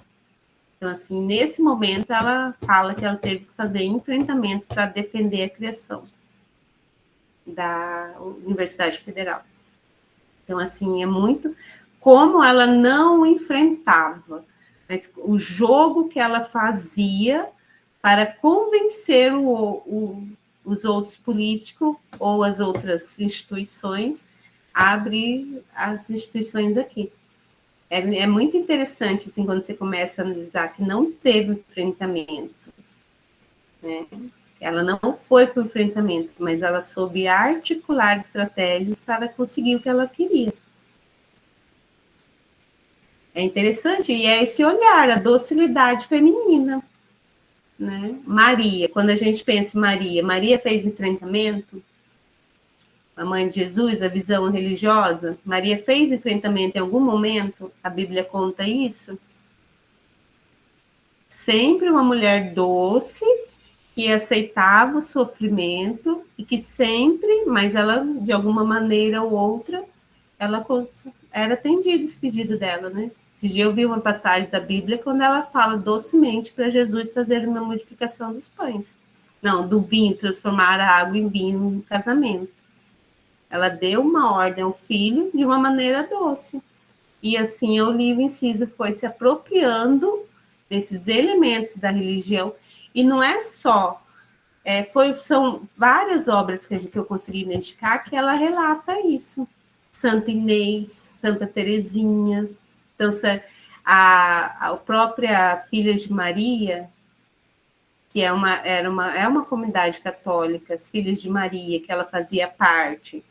Então, tudo isso foi trazendo esses elementos da religião para trazer... Aí eu falei, mas como que era essa mulher? Eu me questionava. Aí eu falava assim, docinha, não sei, assim, uma fala mansa, não se alterava, mas ela tinha uma autoridade muito grande sobre todos. Como ela conseguia isso? Pela estética, pela voz, pela oratória, ela convencia as pessoas pela oratória. Então, era uma figura que eu gostaria de ter conhecido. Sempre me encanto. Quando eu vi tem uma entrevista dela, acho que em 1980, que eu localizei uma entrevista que o CDB fez com ela, que a hora que eu olho e falo, gente, tão angelical, mas ao mesmo tempo com uma força, né? Uma força, algo que mobilizou, é encantador. Isso. E fica visível o seu encantamento, o seu envolvimento, né, com essa trajetória biográfica.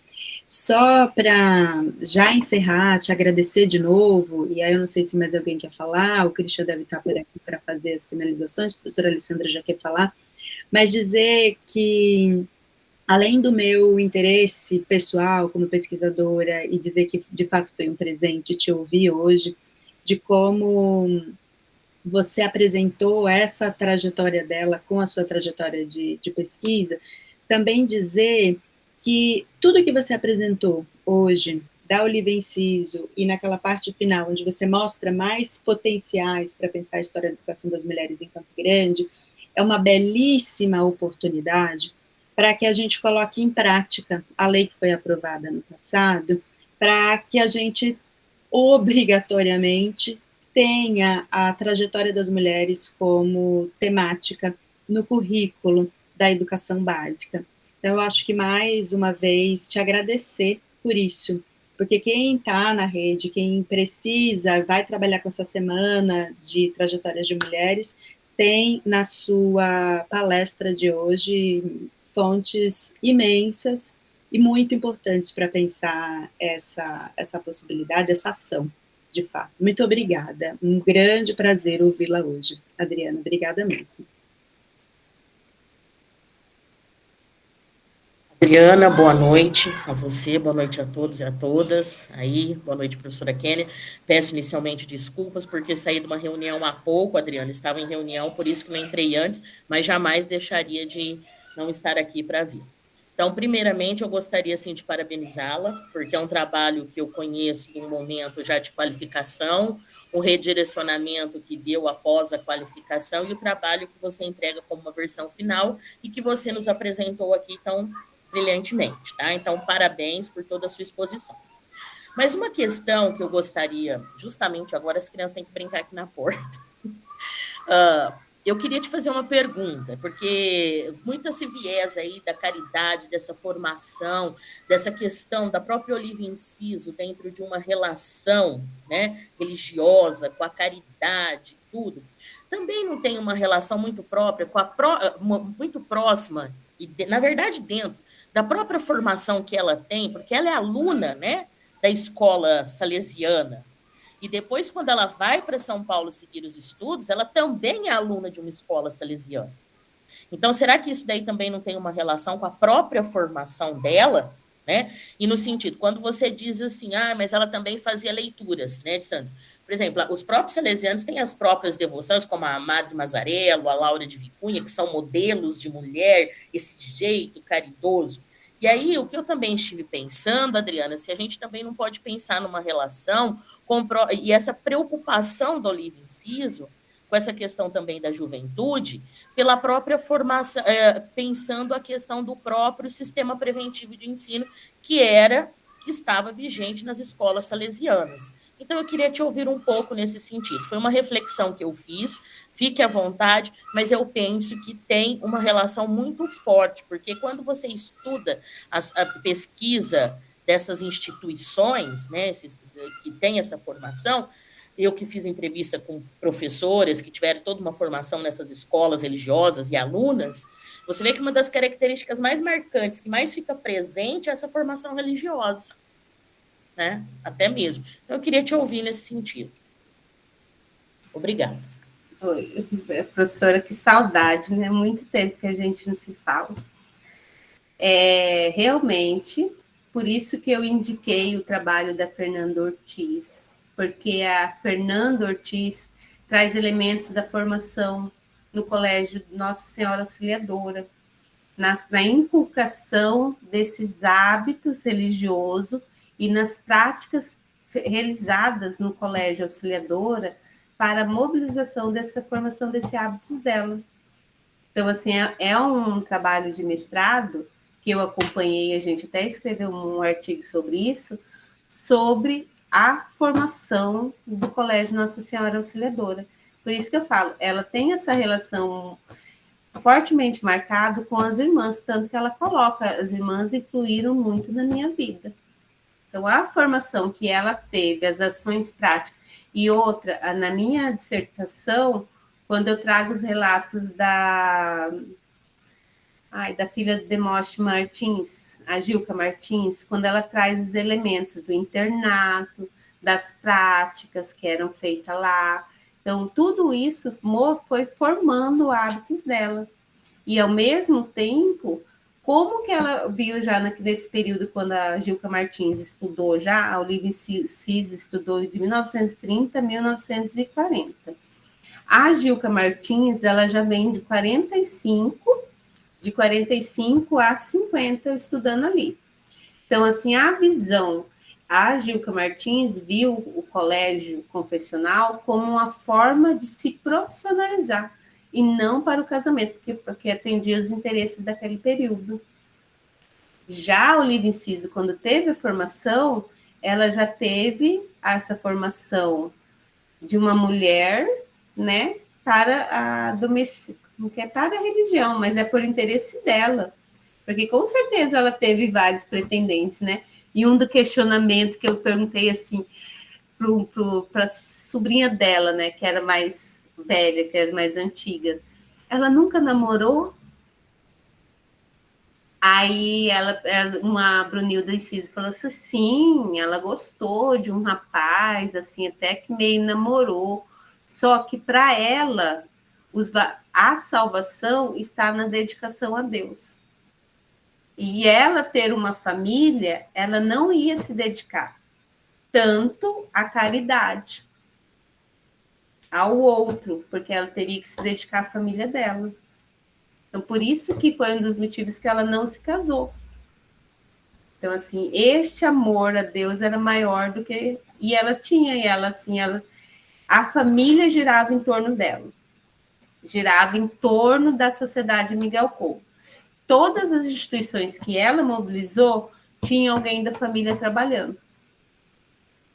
Então, ela trouxe a família também para fazer parte dessas estratégias, dessas instituições. Então, assim, traz marca, tem muitos elementos da formação das escolas confessionais na trajetória de vida dela, tanto dela como da Gilca Martins, como do Pierre Adri, que foi obras da memória que eu analisei, que trazem as marcas da instituição desse período. O que fica, né? Então, assim, o Colégio Auxiliadora fez parte, né, dessa história de vida dela, muito. Muito interessante. Na verdade, ela só não foi freira, porque, na verdade, ela foi freira. Né? E era bem isso. Muitas são assim. Muito interessante. Obrigada, Adriana, e parabéns, como sempre, viu? Trabalho admirável e um trabalho que vale a pena ser lido por todos, tá? Parabéns. Adriana, tem outras pessoas aqui, várias, a gente não conseguiu ler no chat, te dando os parabéns pela palestra, por essa oportunidade. Então, a Daniele, Maricélia, outras pessoas que eu não consegui ler, mas eu vou comentar e fazer a leitura aqui, na verdade não comentar, vou fazer a leitura da Ana Marta, que diz: parabéns, professora Adriana Brits, uma pesquisa muito importante para a história da educação no Brasil. Seu relato contribuiu muito com nossas pesquisas nesse âmbito da educação. Muito obrigada. E é isso, queria agradecer ao Christian também pelo convite, pela gestão desse primeiro GPMs Convida, que nós inauguramos em março. Relembrar a frequência, relembrar a proposta de certificados no final, e agradecer muito, não sei, o Christian deve estar aí para fazer a finalização, mas um belo começo nós tivemos com a sua presença e com a sua fala, Adriana, muito obrigada. Só para relembrar, desculpa, Christian, só para relembrar que no começo nós não estávamos em muitas pessoas ainda, mas nós estamos com as inscrições abertas para o GPMs Convida 2025. Procurem no Instagram, GPMs UFGD, lá sempre estamos postando todas as informações, e qualquer coisa pode também mandar um e-mail para a gente. Obrigada. Tem gente do Brasil inteiro aí, Adriana, não sei se você reparou, tá bem bacana. Bom, queria, para finalizar, não sei se, acho que não tem mais nenhuma pergunta, mas agradecer mesmo, Adriana. Eu conheço a trajetória um pouco da Adriana, assim, tanto intelectual como pessoal, tenho muita admiração, e eu queria falar muita coisa, mas pelo tempo curto não dá para falar tanto, né? Isso encerra às 7 horas. Na verdade, eu e a professora Kenny e o pessoal do NET está desde 4.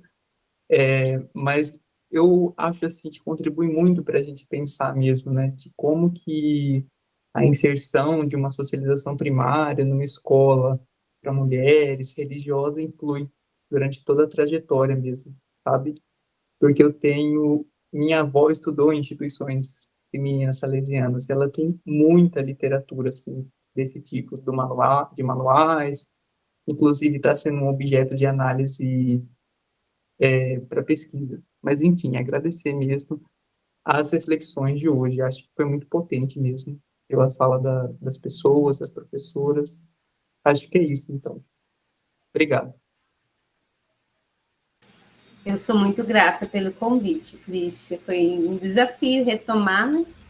Aí você olha assim, o que você escreveu, reviver isso é muito interessante, né? Dá um gás de novo para continuar, porque as pessoas na secretaria falam, Adriana, você não vai para o pós-doc, não? Eu falei, não, deixa eu me adaptar aqui primeiro, né? Mas é assim, é um elemento que eu gostaria de trabalhar, trajetória de professores. Por que não se trabalha isso na rede de ensino? Essa história é muito interessante, professora, sua fala, de ser obrigado. Uma das questões que eu trabalhava quando eu trabalhava no 5º ano era isso, a história de professores na história de Campo Grande, a história de mulheres, né? Eu gostava muito de abordar isso no meu 5º ano, para valorizar essa mulher e tratar um pouquinho dessas questões de o que é a diferença entre feminismo, né? As questões de gênero, porque o 5º ano já traz esse elemento, eles pensam que ser feminista é você ser liberta de tudo, e não é. Então, assim, eu conhecer a história de mulheres que trouxeram um sentido e significado na sociedade é muito importante para mim ter essa valorização da mulher no espaço social, né? A partir de sua história. É isso, eu agradeço muito o convite, Cristian. E Faz agradeço... um link com essa proposta da legislação atual e a sua pesquisa, propõe um pós-doc, vai ser muito bem-vinda aqui conosco, Adriana. Ah, boa ideia. Obrigada. Inclusive com possibilidade de bolsa. Ai, que bom. Ah, mas tudo bem, é uma questão que eu estou amadurecendo, né? Que agora eu na secretaria, igual eu falei, eu estou me adaptando ao novo espaço. Mas está convidada quando quiser. Muito obrigada mesmo. Obrigada pela presença das pessoas todas aqui. Tivemos 40 participantes, muito bacana. É rapidinho, Adriana. Adriana, você está na Secretaria Municipal ou na Secretaria Estadual? Na Secretaria Municipal, na equipe técnica pedagógica. Da estadual você não conhece ninguém? Desculpa. Não, Obrigada. não. A gente sempre atrás das fontes e de informação. Sempre em busca de fontes. Obrigada, gente. Bom descanso. Foi excelente. Obrigada, boa noite.